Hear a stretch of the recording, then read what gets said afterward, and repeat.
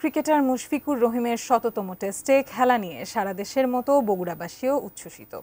বগুড়ার শহীদ চান্দু স্টেডিয়াম থেকে বিস্তারিত জানিয়েছেন উত্তরাঞ্চলীয় ব্যুরো প্রধান চপল সাহা। আজকে বগুড়াবাসীর জন্য অত্যন্ত গর্বের বিষয় যে বগুড়ার সন্তান মুশফিকুর রহিম মিতু আজকে শততম টেস্টে খেলছেন। এমন একজন ক্রিকেটারকে নিয়ে বগুড়াবাসী গর্বিত, বাংলাদেশ গর্বিত এবং তাকে নিয়ে কিন্তু গোটা বিশ্ব ক্রিকেটে একটা কথা চলছে। আমরা কথা বলতে চাই এই শহীদ চান্দু স্টেডিয়ামের ভেন্যু ম্যানেজার।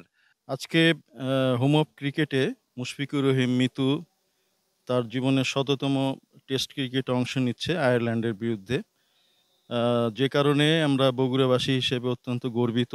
অনেকেই বলেন যে মুশফিকুর রহিমের মতো যদি অনুশীলনে মনোনিবেশ করা যায় বা তার মতো ডিসিপ্লিনড লাইফ লিড করা যায় তাহলে কিন্তু আমার মনে হয় সব ক্রিকেটের জন্যই ভালো, এবং যেটি আমরা সবসময় গর্ব করে থাকি এবং আমরা চাই এবং আমরা মুশফিকুর রহিমের জন্য সবসময় শুভকামনা জানাই।